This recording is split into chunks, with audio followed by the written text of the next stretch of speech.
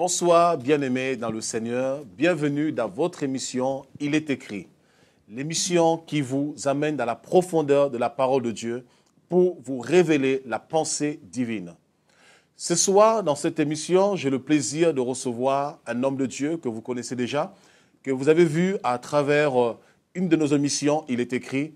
Ce soir, c'est le pasteur Daniel Vindeny que je reçois sur ce plateau. Bonjour, pasteur. Bonsoir, bonjour pasteur. Bonsoir, comment tu vas? Ça va, très bien, par la grâce de Dieu, on est là. Amen. Voilà. Quelles sont les nouvelles de la Normandie?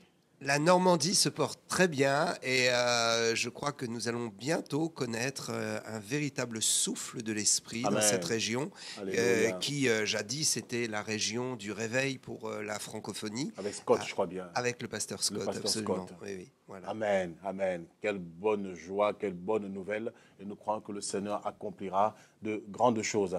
Alors, ce soir, bien-aimés, nous allons continuer notre série d'enseignements sur la sanctification. Nous avons vu au préalable que, par rapport à le verset de 1 Thessaloniciens, chapitre 5, au verset 23, où l'apôtre Paul annonce que le Dieu de paix veut que nous soyons sanctifiés dans tout notre être, c'est-à-dire l'esprit, l'âme et le corps, soient conservés irrépréhensibles pour l'avènement du Seigneur. On a abordé la sanctification au niveau de l'esprit, on a abordé la sanctification au niveau de l'âme. Alors pour clore cette série d'enseignements, nous allons aborder la sanctification du corps. Alors, sans plus attendre, nous allons dans le livre de 1 Thessaloniciens, chapitre 5, au verset 23. Et je crois que ce soir, vous serez grandement bénis avec la présence du pasteur Daniel qui est ici et qui va aussi interagir avec moi à travers cette émission. Et je crois qu'il sera grandement animé pour pouvoir répondre à vos attentes, à vos questions, à votre besoin spirituel pour que vous puissiez véritablement marcher dans la sanctification. 1 Thessaloniciens, chapitre 5, au verset 23.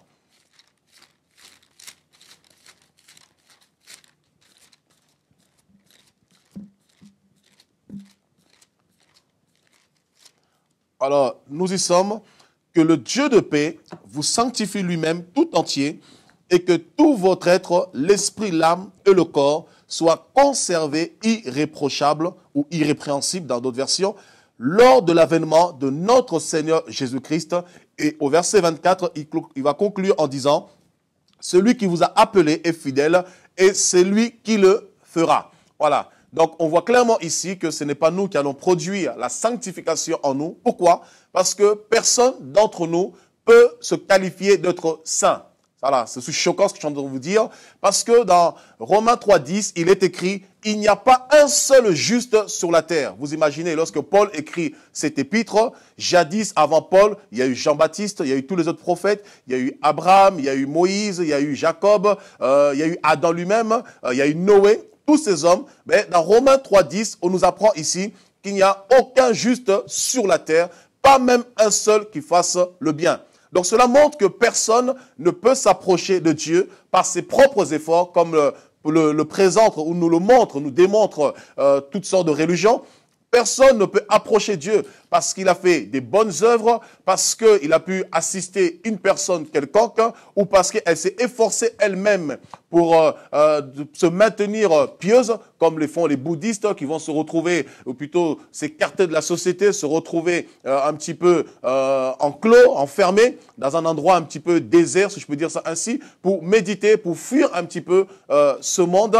C'est parce que, tout simplement, le péché habite en nous. Là, d'où vient le vrai problème. Donc, par conséquent, et sachant que nous avons la semence du péché, personne d'entre nous peut se qualifier saint. Or, nous sommes seulement saints parce que Dieu nous déclare saints. Et nous sommes saints par le moyen que Dieu a choisi pour que nous soyons saints.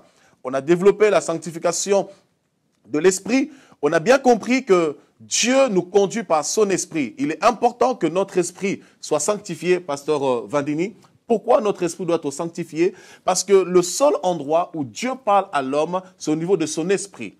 Et la Bible nous apprend que le Seigneur rend témoignage, non à notre chair, non à notre corps, donc la chair qui est l'âme, non à notre corps, mais le Seigneur rend témoignage à notre esprit que nous sommes enfants de Dieu. C'est au niveau de l'esprit que Dieu nous parle, Dieu se révèle à nous. Pourquoi? Parce que dans Job 32 au verset 8, Job va apporter une illumination.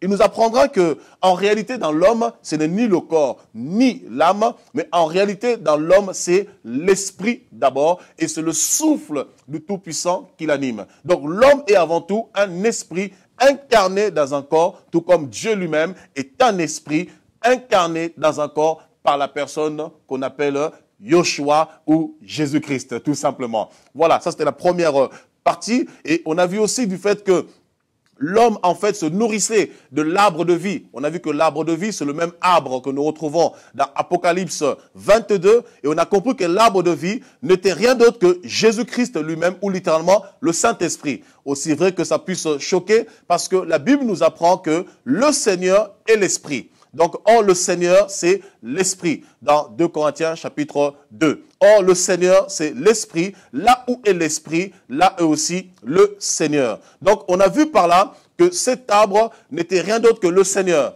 Lorsque l'homme se nourrissait de cet arbre de vie, automatiquement, il recevait la vie de Dieu, parce que l'homme aussi, quelque part, est un arbre. Mais ça, c'est un autre enseignement que nous verrons là-dessus, du fait qu'en tant qu'homme, nous sommes des arbres. Et particulièrement, il y a un arbre qui nous qualifie, nous tous, en tant qu'enfants de Dieu. C'est dans le psaume 92, au verset 11 à 12, où il est écrit que les justes sont comme les palmiers. Mais ça sera un sujet qu'on va aborder lors d'une autre émission, qu'en tant qu'enfants de Dieu, nous sommes des arbres, chacun pour sa part. Alors, tant que l'homme mangeait l'arbre de vie, il était en communion avec Dieu. Et lorsque l'homme, malheureusement, il va manger l'arbre de la connaissance du bien et du mal, c'est alors que la notion du mal va faire éruption dans la vie de l'homme. La notion du mal va se manifester, du bien et du mal, va se manifester dans l'homme, alors que Dieu avait créé l'homme non pour faire le bien ou le mal, mais Dieu avait créé l'homme simplement pour que l'homme vive dans sa volonté, dans sa vision. C'est pourquoi on a vu aussi que dans Ésaïe 55 au verset 8, le Seigneur dira, de la même manière que le ciel est élevé au-dessus de vos têtes, de la même manière, mes pensées sont au-dessus de vos pensées. Donc, on voit que la notion ou les pensées, la notion du bien et du mal, la vision du bien et du mal, ou la pensée du bien et du mal, c'est une pensée charnelle, diabolique. Aussi vrai que ça puisse vous choquer, ce n'est pas une semence qui vient de Dieu, parce que la volonté de Dieu est parfaite. Et Dieu avait créé l'homme pour que l'homme soit dans la volonté non permissive du bien et du mal de Dieu, mais dans la volonté parfaite, souveraine de Dieu, qui est simplement sa volonté. Ce que Dieu dit, c'est ce que l'homme devait faire dans son libre arbitre. Et on a vu ensuite la sanctification de l'âme, et on a vu que l'âme, c'était le siège des émotions. L'âme était le cœur même de l'homme. On a vu que l'âme était composée de deux parties. Il y avait le côté spirituel, qui est simplement le côté invisible, donc au niveau de l'âme, nos sentiments, qui contient aussi les 5 sens un petit peu de l'homme, les sentiments, la volonté de l'homme, on le voit dans Matthieu chapitre 14, lorsque Jésus parle aux pharisiens qui vont reprendre en fait les disciples parce que ils avaient, comment dirais-je, manger sans se laver les mains, et Jésus leur dira, vous annulez la parole de Dieu au profit de votre tradition, car c'est du cœur de l'homme que viennent les mauvaises pensées. Donc on a vu que là, le cœur ici n'était rien d'autre que l'organe physique, mais le cœur plutôt ici c'était l'âme, selon Proverbe 4, 22, qui dit clairement, garde ton cœur plus que toute chose, car c'est de lui que proviennent les sources de la vie. Voilà, donc ça, c'est ce qu'on a développé au niveau de l'âme. Et on a vu aussi que la deuxième partie de l'âme, c'était le sang, selon Lévitique chapitre 17, verset 11, où il est écrit que la vie de toute chair est dans le sang, et je le donnais en expiation pour le salut de vos âmes. Donc on voit que la vie de tout homme est dans le sang, donc l'âme aussi est dans le sang. Lorsqu'on parle de l'âme, il y a le côté spirituel et le côté physique de l'âme qui est le sang. Et l'âme, en fait, est simplement le trait d'union ou le pont entre l'esprit et le corps. Pourquoi? Parce que l'esprit a sa volonté, donc l'esprit, la pensée de Dieu, la pensée divine, et l'âme aussi a sa volonté, la pensée charnelle. Tout ce que l'homme fait sur la terre, l'homme le fait par rapport à son âme, la pensée charnelle, la notion du bien et du mal. Et l'esprit, par contre, prend la volonté parfaite, souveraine de Dieu pour nous communiquer cela, afin que nous ne marchions point selon nous-mêmes, mais que nous marchions selon Dieu. Et c'est pourquoi dans Galates chapitre 5, au verset 16, il est écrit, « Marchez selon l'esprit et vous n'accomplirez point les désirs de la chair. » Pourquoi? Parce que les deux désirs de l'esprit et de l'âme sont en opposition, afin que vous ne fassiez point ce que vous voulez. Ça veut dire que l'homme est soumis à deux choix, soit au désir de l'esprit, la volonté de Dieu, ou soit au désir de la chair. Mais Dieu ne veut pas que l'homme marche selon la chair dans sa corruption, mais Dieu veut que l'homme marche selon l'esprit. Alors maintenant, pourquoi la sanctification du corps? Parce que le corps est simplement soumis soit au désir de l'esprit ou soit au désir de l'âme. Mais Dieu veut aussi que notre corps soit sanctifié. On a vu que le mot sanctification, qui veut dire kodesh en hébreu, qui veut simplement dire mise à part. Donc ça veut dire le fait que nous avons le Seigneur, nous sommes aussi appelés à mettre notre corps à part, à nous mettre à part et de ne pas souiller notre corps. Pourquoi, pasteur Daniel Vadini? Parce que 1 Corinthiens 3,16 nous apprend que nous sommes une habitation de Dieu en esprit. C'est-à-dire le jour où nous acceptons le Seigneur Jésus comme Seigneur et Sauveur, automatiquement, Dieu vient habiter en nous par son esprit. Et on peut voir cela lorsqu'on va dans Genèse chapitre 6. On voit par exemple que lorsque Dieu appelle Noé, dans Genèse 6, on va le lire rapidement, c'est important. Et je sais que le pasteur Daniel Vandini, c'est un homme de révélation. Et c'est un homme ce soir qui va aussi nous bousculer dans nos mentalités. C'est aussi un homme qui va nous éveiller. Et je crois, bien aimé, vous serez bénis. Dans Genèse 6, au verset 5. L'Éternel vit que la méchanceté des hommes était grande sur la terre et que toutes les pensées de leur cœur se portaient chaque jour uniquement vers le mal. L'Éternel se répandit d'avoir fait l'homme sur la terre et il fut affligé en son cœur. Et l'Éternel dit, j'exterminerai de la face de la terre l'homme que j'ai créé, depuis l'homme jusqu'au bétail, aux reptiles et aux oiseaux du ciel, car je me repens de les avoir faits. Et si on remonte un petit peu légèrement en arrière, regardez quelque chose. Qu'est-ce qui a produit cette conséquence? Verset 1, Genèse 6. Lorsque les hommes eurent commencé à se multiplier sur la face de la terre, et que des filles leur furent nées, les fils de Dieu virent que les filles des hommes étaient belles. Et ils en prirent pour femmes parmi toutes celles qu'ils choisirent. Alors l'Éternel dit, mon esprit ne restera pas à toujours dans l'homme, car l'homme n'est que chair et ses jours sont de 120 ans. Voyez, ici Dieu va dire clairement que son esprit ne restera pas à toujours sur l'homme. Pourquoi? Parce que lorsque Adam avait péché, quand il avait péché au niveau bien sûr de l'esprit, on l'a vu dans son âme, Dieu va quand même maintenir son esprit dans Adam. Mais Dieu va se rendre compte qu'au fur et à mesure que le temps passait, l'homme commençait quand même à souiller aussi ce corps dans lequel son esprit était. Or, Habakkuk nous apprend que les yeux de Dieu sont tellement purs, sont tellement saints, non seulement qu'il ne peut voir, et encore moins, il ne peut cohabiter avec le péché.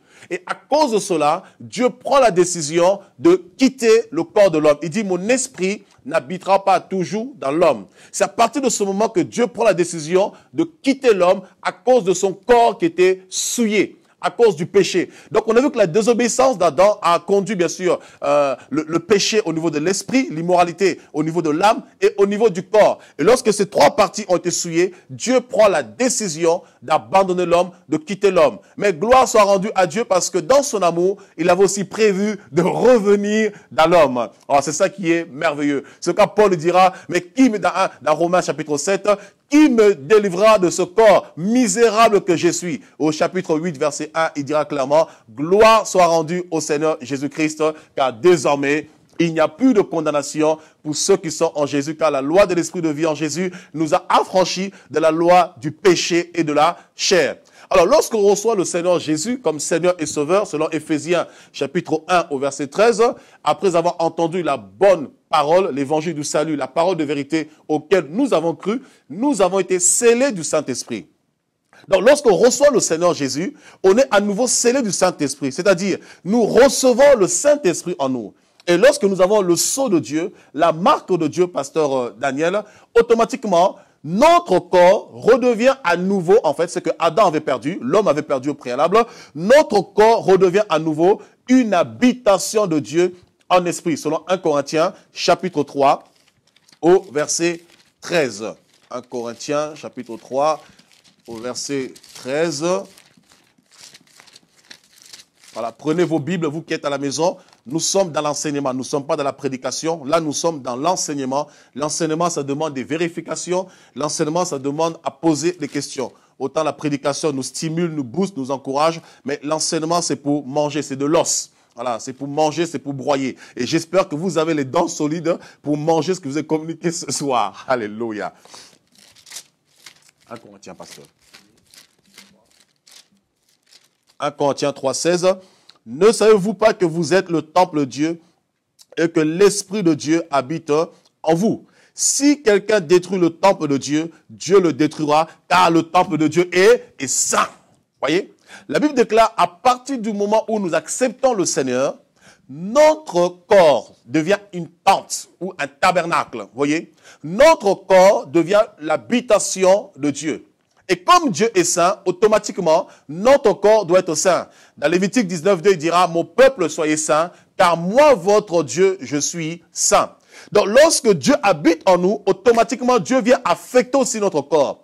Il produit la sanctification en nous, dans notre chair. Maintenant, ce qu'il nous demande maintenant, c'est de conserver cette sanctification. Parce que de nous-mêmes, nous pouvons la produire. C'est Dieu qui produit cela en nous. Mais il nous demande de conserver cette sanctification. Alors, comment conserver cette sanctification? Nous allons le voir tout de suite.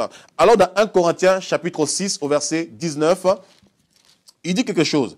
Ne savez-vous pas que votre corps est le temple du Saint-Esprit? Voilà encore une précision. Ne savez-vous pas... Oh, pasteur, est-ce que tu peux le lire? Je pense que certainement, à la tonation de ta voix, ça peut créer quelque chose sur le plateau. Alléluia. Ne savez-vous pas que vous êtes le temple du Saint-Esprit? Ne savez-vous pas que votre corps est le temple du Saint-Esprit qui est en vous? Que vous avez reçu de Dieu et que vous ne vous appartenez point à vous-même, car vous avez été rachetés à un grand prix. Glorifiez donc Dieu dans votre corps et dans votre esprit qui appartient à Dieu. Wow. Alléluia. Tu vois pourquoi nous parlons de la sanctification du corps, pasteur Daniel Vandini? Parce que notre corps ne nous appartient plus. Il appartient à Dieu. Pourquoi? Parce que nous avons été rachetés par le sang précieux de Jésus. Du fait que Dieu nous a rachetés, il nous a rachetés simplement pour habiter en nous et révéler sa volonté aux hommes à travers nous. Révéler sa pensée aux hommes à travers nous. Et le fait que la présence de Dieu soit en nous produit automatiquement la sanctification dans nos membres. Et Paul nous alerte du fait que Dieu habite en nous. On doit faire attention à notre manière de vivre parce que nos membres ne nous appartiennent plus. Pourquoi? Parce que le corps est un organisme vivant. Et dans le corps, il y a la respiration, il y a l'oxygène. Or, cette respiration, cet oxygène vient de Dieu à travers le souffle que Dieu a soufflé dans les narines de l'homme qui a produit la vie en lui. Or, la Bible nous déclare dans le psaume 133 que tout ce qui respire loue l'Éternel. 160. Tout ce qui respire loue le Seigneur. Donc, à partir du moment où le corps respire, à partir du moment où le corps a la vie, il doit aussi louer le Seigneur. Donc, il doit glorifier le Seigneur à travers la vie que Dieu lui a donnée, d'autant plus que cette vie, en fait, prend son essor ou son essence lorsque Dieu habite en nous, parce que c'est Dieu qui vient réactiver ou activer la vie qu'il a mis en nous. C'est alors qu'on prend, en fait, sens de l'importance de l'existence, l'importance de la vie que nous avons. Donc, en tant qu'enfant de Dieu, le fait que ce corps ne nous appartient plus et qu'il appartient au Seigneur, on se doit maintenant de maintenir ce corps dans la sanctification. Simplement se mettre à part. Sanctifier le corps à travers tout ce que nous voyons, tout ce que nous touchons. Un exemple concret. Il nous dit ici, car vous avez été rachetés à un grand prix, glorifiez donc Dieu dans votre corps et dans votre esprit qui appartiennent à Dieu. C'est-à-dire, dans notre corps, le corps est composé de plusieurs organes. Nous avons la tête, nous avons les yeux, parce que le corps, c'est la partie physique. Et cette partie physique est appelée à obéir au désir de l'esprit ou de l'âme. Pourquoi? Parce que si l'esprit ne domine pas sur l'âme, c'est l'âme qui prend le dessus sur l'esprit. Et si l'âme prend le dessus sur l'esprit, le corps sera automatiquement affecté parce que le corps est soumis soit au désir de l'esprit, soit au désir de l'âme. Mais aussi, comme il y a aussi la vie dans cet organisme, ce corps que nous avons, il y a aussi la vie. Pourquoi? Parce que nos yeux voient, parce que les informations que nous percevons à travers notre corps agissent aussi au niveau de l'âme. Ces informations qui communiquent, en fait, ces informations que notre corps envoie, les signaux que notre corps envoie par rapport à ce qu'il perçoit, en fait, envoie des signaux à l'âme. Et c'est là aussi qui fait que l'âme réagit, l'âme aussi prend vie. Alors, Je reviens quelque part encore, on va mieux comprendre. Pour comprendre ce que je viens de dire, allons dans Romains chapitre 7. Pasteur Vandini. Dans Romains 7, il dira quelque chose. Verset 7. Que dirons-nous donc? La loi est-elle péché? Loin de là. Mais j'ai connu le péché que par la loi. Voyez? Comment on arrive à connaître la loi? Le fait de regarder la loi ou de lire la loi. Donc, lorsque je reçois l'information de la loi, ces signaux que je reçois par mon corps sont envoyés à l'âme. Et ces signaux vont en fait activer l'âme et ses désirs. Un exemple. Il dit quoi? Loin de là. Mais j'ai connu le péché que par la loi, car je n'aurais pas connu la convoitise si la loi n'avait pas dit, tu ne convoiteras point. Et maintenant, le péché, donc quand on parle du péché ici, maintenant c'est l'âme. Parce que le péché siège au niveau de l'âme. Voilà. Nous sommes où? Nous sommes où? Il faut m'aider, Pasteur Vandini. Nous sommes où? Là, nous sommes toujours dans Romains chapitre 7. Au verset 8. Et le péché, saisissant l'occasion, produisit en moi par le commandement toutes sortes de convoitises, car sans la loi, le péché est mort. Voyez? Donc les signaux que le corps reçoit, l'envoie au niveau de l'âme, et c'est là où maintenant l'âme aussi prend vie, s'active. Alors au niveau du corps, nous avons les yeux. Vous voyez que par exemple, à travers les yeux, c'est par les yeux que Adam et Ève ont pu succomber. Lorsque l'homme voyait cet arbre tous les jours, il ne faisait pas attention. Mais lorsqu'il va se focaliser sur l'arbre, lorsque le diable dira que l'arbre était bon, agréable, on dit quoi? À la vue. Voyez, l'arbre était bon, agréable à la vue, et ils vont se focaliser sur ce fruit, et c'est alors que la convoitise va prendre place. Et bien sûr, Satan va nourrir davantage cette convoitise en eux pour qu'ils puissent chuter, et lorsqu'ils vont chuter, c'est là la semence du péché maintenant va siéger dans leur âme. Donc, à travers ce que tu perçois avec tes yeux, ça peut te pousser à souiller le corps. Et Dieu ne veut pas que tu souilles tes yeux. Pourquoi?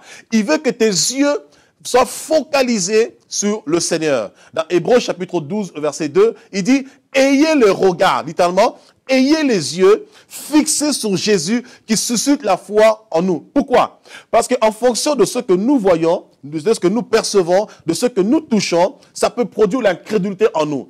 Un exemple encore après les yeux, je vais prendre un autre exemple. Les oreilles, par exemple. La Bible nous déclare que la foi vient de ce qu'on entend, et ce qu'on entend vient de la parole de Dieu. Autant la foi vient de ce qu'on entend, autant aussi l'incrédulité vient de ce que l'on entend. À force d'entendre en fait de mauvaises choses, des choses qui ne sont pas agréables au Seigneur, tu vas souiller ton corps et tu vas sortir de la pensée divine. Pourquoi? Parce que tu ne marcheras plus sur la volonté de l'esprit. C'est que Dieu te dit, tu marcheras sur la volonté de la chair. Je vais encore revenir sur les yeux pour qu'on puisse comprendre. Alors justement, c'est très intéressant ce que tu dis, pasteur. Mais pour être vraiment concret, parce qu'on a aussi une jeunesse aujourd'hui qui ne sait plus trop comment trop évoluer avec tous les moyens de communication que nous avons, par la vue et par l'ouïe. On communique énormément aujourd'hui.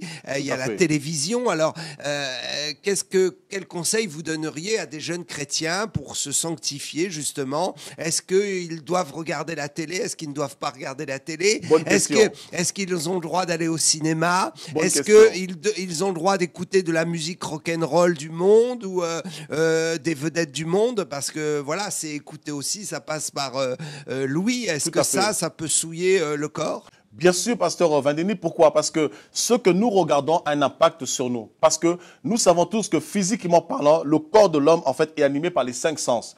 L'homme vit par les 5 sens. En dehors de ces 5 sens, l'homme ne vit pas. C'est-à-dire, s'il ne touche pas, s'il ne goûte pas, s'il ne sent pas, s'il n'entend pas, s'il ne voit pas, l'homme n'agit pas. Donc, l'homme réagit en fonction de l'information qu'il reçoit. Or, l'information ou les données qu'il reçoit ont un impact dans sa vie, soit un impact positif ou un impact négatif. Un exemple, lorsque Moïse envoie par exemple les 12 espions dans Canaan pour explorer le territoire, la Bible déclare que sur les 12 espions, il y en a 10 qui vont voir les enfants d'Anak comme étant des géants. Et ils vont se dire eux-mêmes, nous étions comme des sauterelles auprès des enfants d'Anak. Pourquoi?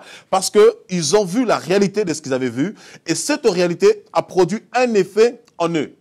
Mais les 2 autres, parce qu'ils étaient connectés à Moïse, ils étaient connectés, ils avaient foi à la parole que Dieu avait donnée à Moïse, ils n'ont pas eu la vision charnelle, mais ils ont gardé la vision spirituelle. Ils ont compris, malgré la hauteur des enfants d'Anak, nos regards ne sont pas fixés sur le fils d'Anak, nos regards sont fixés sur Jésus. Et tant que les regards sont fixés sur Jésus, on minimise les géants.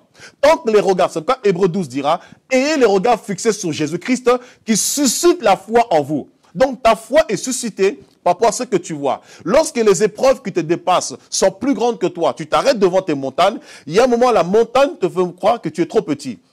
Les épreuves te font croire que tu ne pourras pas arriver. Mais lorsque tes yeux sont fixés sur le Seigneur, Dieu te fait comprendre qui es-tu, grande montagne, devant le pasteur Daniel Vandini. Et tu seras aplani, Amen. La Normandie sera visitée, Amen. La Normandie sera touchée. Alors d'une façon très concrète, pour répondre à la question, parce que c'est vraiment la question qu'il se pose, d'ailleurs souvent les chrétiens n'osent pas nous la poser franchement, est-ce qu'un chrétien a le droit de regarder la télé? C'est vrai que même dans la culture africaine, souvent on arrive, la télé est toujours allumée, même on est en train de prier, la télé est allumée. Alors, est-ce qu'un chrétien a le droit d'avoir une télévision chez lui? Est-ce qu'il a le droit de la regarder? En quoi, en fait, sa vue des choses, des programmes télévisés peut perturber sa vie chrétienne? Pas du tout. Donc, il peut tout regarder. Alors, un chrétien, non, il ne peut pas tout regarder. Il doit sélectionner parce que la Bible déclare que, bien sûr, tout est pur pour ceux qui sont purs. On peut le voir dans la parole de Dieu. Un chrétien, il doit, comment ça s'appelle, sélectionner. C'est-à-dire, longtemps, on nous a enseigné que la télévision, c'était la marque de la bête. C'est complètement faux parce que la télévision, c'est un outil médiatique qui permet de véhiculer une pensée. Et souvent, Satan s'en sert, les païens s'en servent pour véhiculer une pensée négative. Pourquoi? Parce qu'ils savent en fait la puissance que les médias ont. Pourquoi? Parce qu'à travers l'image parle. Souvent, nous parlons du poids, du choc des images et du poids des mots, parce que les mots ont leur sens, leur poids, et les images aussi ont un sens. Et les images parlent, et souvent, ça atteint en fait notre subconscient. Alors, l'image qu'on reçoit, un message. Dans chaque image, dans ce que nous voyons, il y a un message codé parce que lorsqu'on veut, assujettir les personnes, à travers les images, on peut pouvoir, les formater. On le voit nous-mêmes en tant qu'être humain, en tant qu'enfant de Dieu. Dieu nous a créés à partir d'une image. On dit que Dieu a créé l'homme à son image. Donc, à partir d'une image, parce que l'image a une puissance. Et à partir de l'image, Dieu a conçu l'homme. Donc, on peut regarder la télévision, mais nous devons sélectionner les programmes que nous regardons parce qu'il y a des programmes qui affectent notre esprit, notre âme, notre corps. C'est-à-dire, si vous regardez des choses qui ne glorifient pas Dieu, ou on vous présente des obscénités, on voit par exemple, en ce moment, il y a tellement une effervescence au niveau des programmes, comment ils appellent ça, des sitcoms ou des, comment ils appellent des téléréalités, ou de plus en plus dans ces téléréalités, vous voyez par exemple, on vous met des homosexuels, c'est pour vous habituer à aimer, à apprécier. Vous voyez? Donc, en tant qu'enfant de Dieu, c'est des choses que vous ne pouvez pas regarder. Et à travers ces téléréalités ou d'autres séries, par exemple, on vous présente la nudité pour vous pousser à vous familiariser avec la nudité pour que ça devienne plus un choc pour vous. Ça devienne normal, pour normaliser en fait le péché. Et ce qui fait que les mêmes personnes qui regardent ces choses, inconsciemment, ils nourrissent la nudité en eux. Et sans le savoir aussi, en esprit, ils ouvrent des portes à des esprits qu'on appelle en français incubes et succubes. Et aussi, petit à petit, eux-mêmes, leur esprit est souillé. Et petit à petit, la chair se nourrit de cela. Au lieu qu'ils marchent selon la vision de Dieu, l'esprit, ils vont marcher selon la chair parce que la chair va commencer à réagir. Et quand ils viennent à l'église, ils ne voient plus les sœurs comme étant des sœurs, mais ils voient des sœurs, vous comprenez.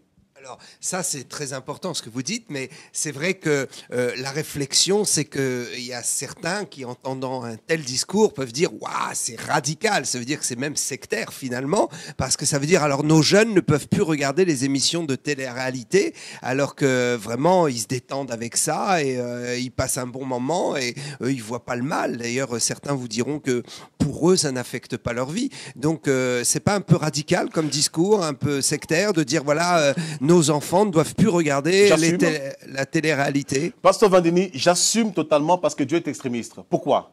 parce que Dieu est sectaire, parce qu'on a traité Jésus de secte de Nazarien, il n'a pas eu honte de cela. Dieu est extrémiste, pourquoi? Parce que Dieu est lumière. Et il n'y a pas de rapport entre les ténèbres et la lumière. Soit nous sommes lumière, mais il n'y a pas d'éclipse avec le Seigneur. Soit nous sommes lumière, ou soit nous sommes ténèbres. Mais il n'y a pas de chrétien éclipse où le yin et le yang, un peu de bien, un peu de mal, un peu de Dieu, un peu de monde. Il y a un moment où on doit choisir. Dans Josué 24, 15, Josué dit au peuple, jusqu'à quand vous allez continuer à tanguer? Jusqu'à quand vous allez continuer à boiter? Vous êtes clopin, clopin. Tantôt Dieu, tantôt Baal. Alors le temps est venu où vous devez choisir. Mais moi et ma maison, nous avons fait le choix de servir le Seigneur. Et la question qu'il faut se poser, c'est que tu regardes. Qu'est-ce que ça apporte de plus dans ta vie? Pourquoi? Allons quelque part, Pasteur Daniel, dans 2 Timothée, chapitre 3. De plus en plus, on vous met des programmes pour vous occuper, parce qu'on vous fait croire que la vie chrétienne est ennuyeuse. C'est complètement faux. À Pasteur Vandini, je veux partager peut-être un témoignage tout à l'heure. Lorsque j'ai connu le Seigneur, j'avais 19 ans. Ça fait 17 ans que je sers le Seigneur. Jamais à travers l'église. Je n'interdis pas les églises qui font des programmes. Jamais on n'a fait des sorties vélo. Mais souvent, j'entends des gens qui me disent « Non, mais vraiment, pour que les gens se sentent bien à l'église, il faut des sorties vélo. » Ce qui a bâti ma foi, ma vie chrétienne jusqu'à aujourd'hui, c'est que dès ma conversion, c'est la parole qu'on m'a présentée. Et c'est la parole qui nous bâtit. Parce qu'au fond, tous les loisirs que nous mettons autour de nous, ce sont des systèmes, des moyens simplement pour consoler ou combler le vide qu'il y a en nous, pour nous occuper. Mais si Dieu est notre seule occupation, nous ne sentirons plus spécialement ce besoin. Je ne dis pas qu'on n'a pas le droit de le faire. On peut avoir des loisirs, on peut se faire plaisir, on peut aller en vacances, etc. Mais lorsque Dieu comble nos cœurs, on se comprend que toutes ces choses ne sont pas primordiales. Ce n'est pas une priorité pour nous. Que nous le faisons, que nous ne le faisons pas, ça n'apporte pas un plus dans notre vie. L'important, c'est le Seigneur. Et c'est ce que Dieu déclare ici, dans 2 Timothée, chapitre 3. Il dit, sache que dans les derniers jours, il y aura des temps difficiles, car les hommes seront égoïstes, amis de l'argent, fanfarons, hautains, blasphémateurs, rebelles à leurs parents, ingrats, irréligieux. Insensibles, beaucoup deviennent insensibles à la parole, parce qu'ils aiment plus le plaisir que Dieu. Déloyaux, calomniateurs, intempérants, cruels, ennemis des gens de bien, traîtres, emportés en feu d'orgueil, aimant le plaisir plus que Dieu. Et Paul nous avertit, dans les derniers temps, les gens aimeront le plaisir plus que Dieu. Et nous sommes dans un temps où, de plus en plus, on expose le plaisir de la nudité, le plaisir sexuel, toutes sortes de plaisirs, la distraction, toutes ces choses pour vous occuper. Comment quelqu'un peut regarder une télé-réalité pendant 1h30, 2h, 3h, mais il est incapable de prier 10 minutes? Alors, c'est peut-être pour ça que finalement nous constatons un déséquilibre dans nos églises. Il n'y a pas le feu. Voilà, une telle pauvreté spirituelle dans la francophonie. Tout à fait, c'est parce que nous sommes remplis de télé-réalité. Or, l'église n'est pas une réalité, mais l'église est une vérité. Vous connaîtrez la vérité et la vérité vous affranchira. Et nous sommes tellement remplis de la télé-réalité mondaine que nous sommes dans un monde virtuel. Ce qui fait que les gens viennent à l'église, ils ont l'impression qu'ils sont dans une télé-réalité. Ils viennent à l'église, les femmes s'habillent en mini-jupe, les hommes font de la gonflette comme pas possible pour épater. Je ne suis pas contre ceux qui font de la gonflette. Vous savez, moi j'ai fait des sports de combat, j'ai fait de la boxe, je me prêtais même pour les championnats de France, j'ai fait de la boxe. Achille Auman qui a été champion de France, je m'en souviens très bien. C'est moi qui l'ai entraîné, donc j'étais le premier à l'entraîner au niveau de la boxe. Donc, je connais ces choses. Mais ce que je veux dire par là, c'est que lorsque le loisir, le sport prend plus de place que Dieu, il y a un problème. Il y a un problème parce que Dieu doit prendre la première place. Dieu doit garder la première place en nous et personne ne doit prendre la première place que Dieu. Mais alors donc, pasteur, ça veut dire que la sanctification du corps, c'est quelque chose de très sérieux. Il faut faire attention donc aux émissions qu'on regarde. Il faut savoir censurer aussi et ne pas prendre tout pour argent comptant. Tout à fait. Et il faut se prendre en charge. Bien sûr. Si les chrétiens peut-être se prenaient un peu plus en charge, alors vous dites ça irait un peu mieux. Et alors en ce qui concerne, pour répondre aussi aux jeunes, par rapport à la musique, quels conseils vous donnez? Là aussi, il faut censurer, il faut faire attention. Est-ce qu'il y a des musiques plus dangereuses que d'autres pour la jeunesse? Bien sûr, pasteur Daniel. Pourquoi? Parce que moi, j'ai fait de la musique. Alors, ce côté-là, personne ne pourra me convaincre. Moi, j'ai fait du rap. Mon groupe s'appelait ZK. Je suis en train d'écrire mon livre et je parle de tout ça. On avait un groupe qui s'appelait ZK, de jeunes du Val-de-Marne. Et il y avait un collectif, en fait, qui s'appelait aussi Mafia Kefri, dans lequel on avait intégré. Et dans le rap, moi, je n'ai pas fait forcément de grandes études, mais lorsque j'écrivais dans mes textes, il y avait des messages profonds. Et ces messages étaient issus d'une inspiration. Mais quelle inspiration? Était-ce une inspiration qui venait de Dieu ou une inspiration charnelle? C'est une inspiration charnelle. Pourquoi? Parce que le diable a compris la puissance de la musique.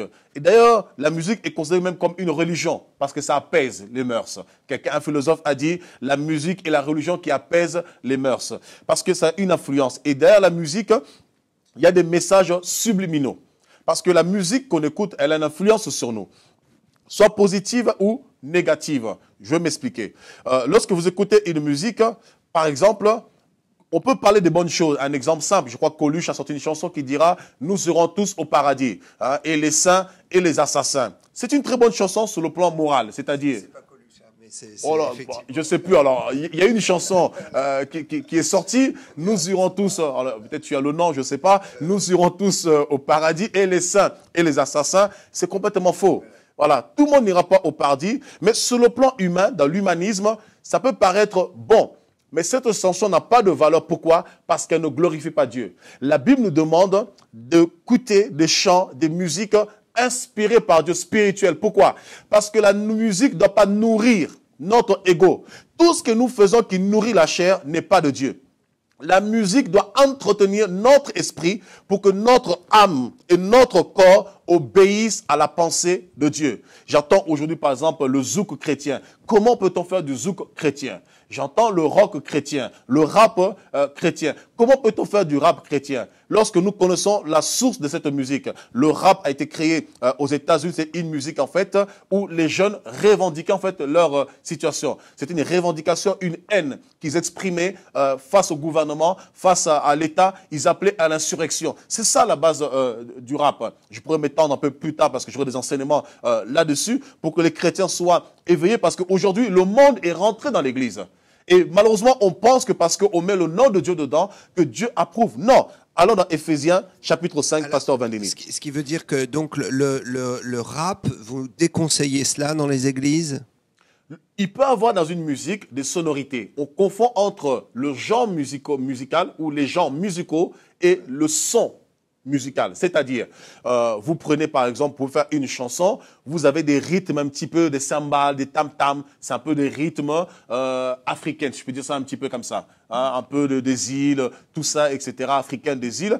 Donc, on peut, dans une musique, on peut avoir des sonorités, par exemple, de tel continent. Ça fait normal, parce que l'homme aussi est influencé par sa culture. Dans chaque continent, dans chaque pays, il y a une culture. L'homme a grandi avec sa culture. Donc, à travers la culture, il y a des sons un peu qui reviennent. Mais le genre musical, c'est autre chose. Qu'on puisse entendre certaines sonorités dans ma musique, dans le son que je fais, ça, c'est un fait. Mais que je puisse faire du zouk ou du rap ou du rock, là, ça devient un problème sur la parole de Dieu, parce que nous sommes encore dedans. Éphésiens chapitre 5, verset 18 au verset 20. Ne vous enivrez pas de vin, c'est de la débauche. Soyez au contraire remplis de l'esprit. Entretenez-vous par de quoi? Psaume, psalmos en grec. Par des hymnes. Des hymnes sont des chants à la gloire des conquérants, comme la Marseillaise. Aux enfants de la patrie, nous chantons « Je suis fort, fort, oui, plus que vainqueur, par le sang de Jésus, mon sauveur. Veux-tu briser le péché? À toi de savoir. » Je continue. Et par des cantiques charnels. Non, par des cantiques spirituels. Donc ça veut dire quoi? Ce que nous entendons, ce que nous recevons doit être spirituel pour influencer positivement. Mais alors là, c'est un peu une révolution, parce que faire la différence entre le genre, c'est ça, vous dites, le genre musical, le genre et les sonorités, c'est difficile, notamment pour le rock, parce qu'il y a quand même des grands groupes chrétiens qui ont fait une percée spirituelle énorme. Je pense notamment au groupe Delirious, que beaucoup de jeunes apprécient. Quand on écoute leurs chansons, on peut dire que quand même on sent la vibration de Dieu et on sent l'Esprit Saint à travers ça. Et pourtant c'est du rock.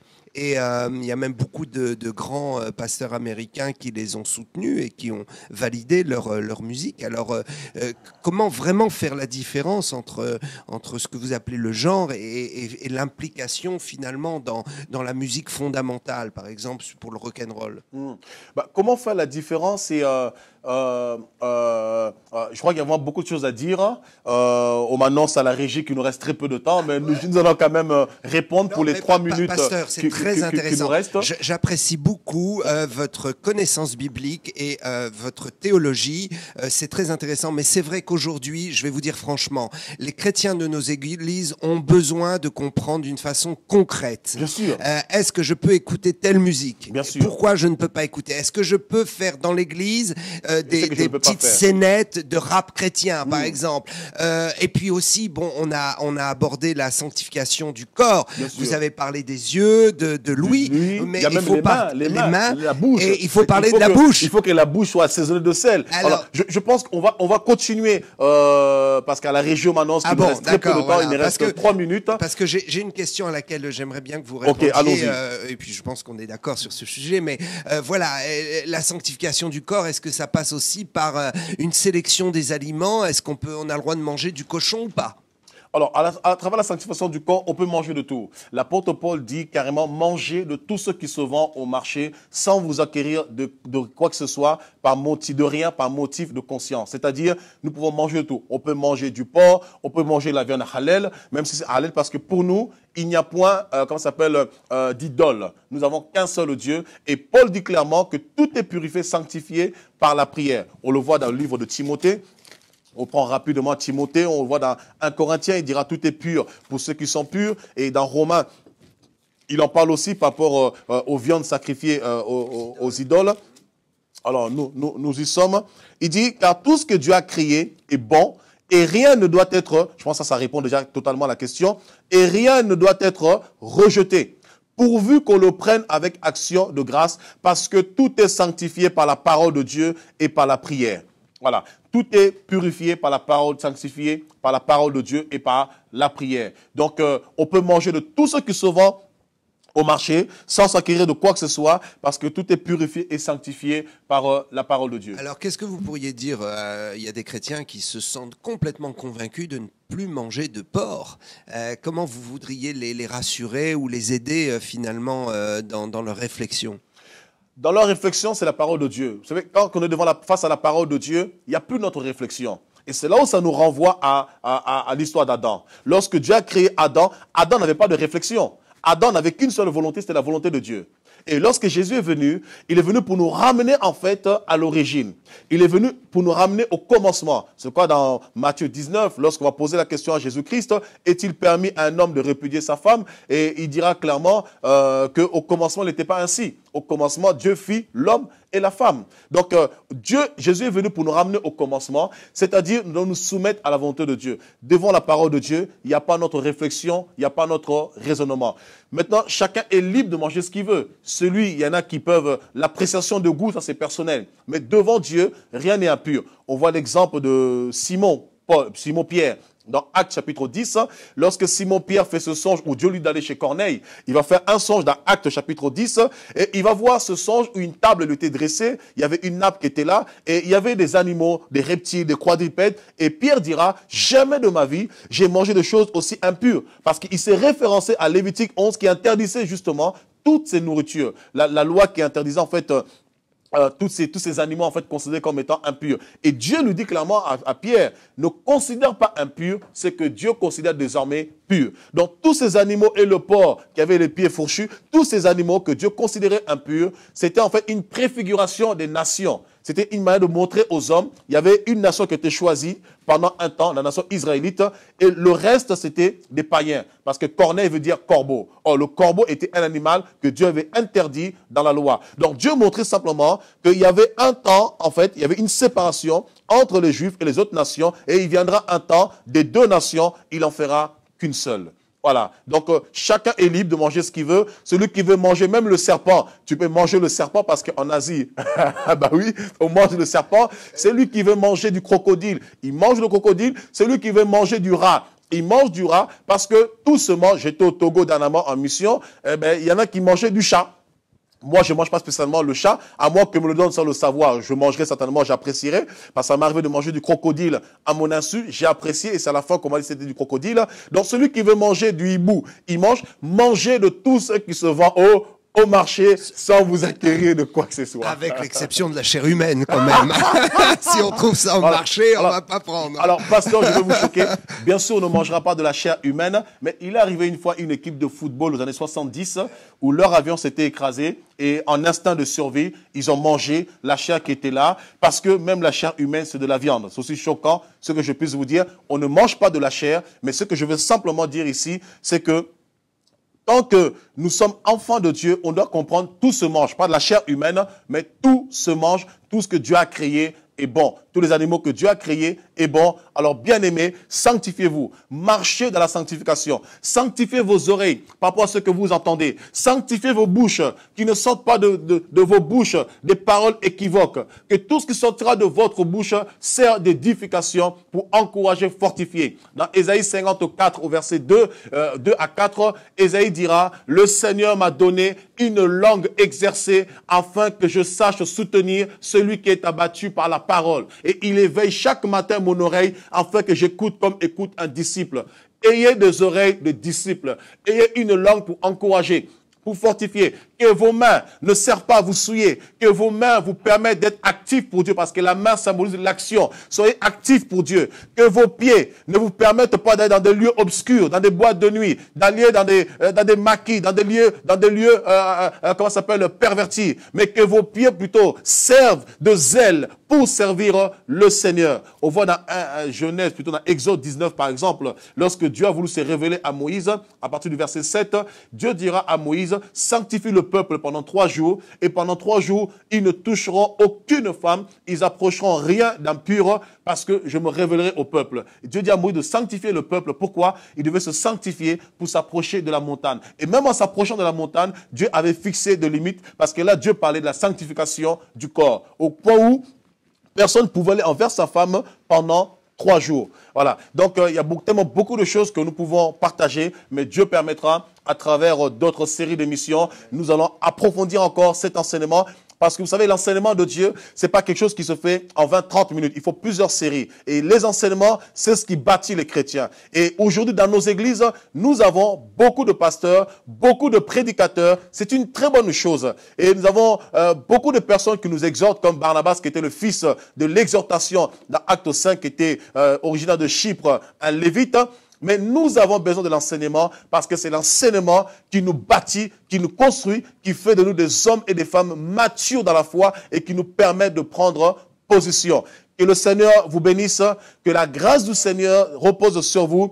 Bien-aimés, quelle que soit la faute que vous avez commise hier, quel que soit votre péché, quelles que soient vos erreurs, Dieu ne vous condamne pas, Dieu ne vous rejette pas. Il est encore tôt pour vous sanctifier. Dans Hébreux chapitre 4, verset 2, il est écrit que le jour du repos subsiste encore. Il n'est pas encore trop tard pour vous pour rentrer dans le jour du repos de Dieu. Le Shabbat de Dieu existe encore. Il y a un repos pour vous. Il y a un temps de paix pour vous. Et le Seigneur est puissant pour vous relever. Que personne ne puisse vous condamner. Parce que Dieu ne condamne pas le pécheur, mais ce que Dieu veut, c'est que le pécheur se détourne de ses mauvaises voies et qu'il le suive. Dieu vous aime, que votre conscience ne vous condamne pas, que vos fautes ne vous condamnent pas, que le monde ne vous condamne pas, que votre passé ne vous condamne pas, que les gens qui sont autour de vous ne vous condamnent pas, parce que Dieu ne vous condamne pas, au contraire, sa miséricorde est là pour vous relever. Alors relevez-vous, ne restez pas dans votre bourbier, ne restez pas dans vos fautes, dans vos erreurs, levez-vous, avancez avec le Seigneur. Demandez pardon au Seigneur et le Seigneur vous pardonnera. Dans Apocalypse 3.9, il est écrit, plutôt dans 1 Jean 3.9, il est écrit que si nous confessons nos péchés, il est fidèle pour nous purifier, pour nous pardonner et pour nous sanctifier de toutes nos souillures, de toutes nos iniquités. Donc Dieu est fidèle pour vous pardonner. Ne doutez pas de sa fidélité, que la main de Dieu repose sur vous et que sa grâce vous fasse avancer, vous fasse évoluer au nom puissant de Jésus-Christ. Que la grâce de Dieu demeure en vous. Pasteur Vandini, peut-être tu as un mot pour encourager nos bien-aimés avant de rendre l'antenne. Tout est une question de libre choix. Vous avez le choix d'être béni. Amen. Vous avez le choix d'entrer dans la présence de Dieu. Amen. Ou de rester des chrétiens pauvres. Si vous voulez grandir avec le Seigneur, il faut écouter le pasteur et il faut payer le prix et il faut sanctifier sa vie. Eh oui. Et si on veut rentrer dans le Saint des Saints, il faut prendre la précaution de se sanctifier avant et il faut aussi accepter les contraintes de la parole de Dieu parce que... Les bonnes contraintes. Parce que la loi n'est pas pénible. Voilà, et donc ça nous ramène à ce que Jésus disait, mon joug est doux et léger. Yes. Soyez bénis, enfants de Dieu, et prenez les bonnes options. C'est fantastique de pouvoir grandir avec Dieu et d'être dans la liberté des enfants de Dieu et de pouvoir aussi se préserver des souillures de ce monde avant que Jésus revienne, parce que son retour est très proche. Très bientôt, imminent. Alléluia. Amen. Que Dieu vous bénisse. Que Dieu vous bénisse. On se retrouve pour une prochaine Il est écrit.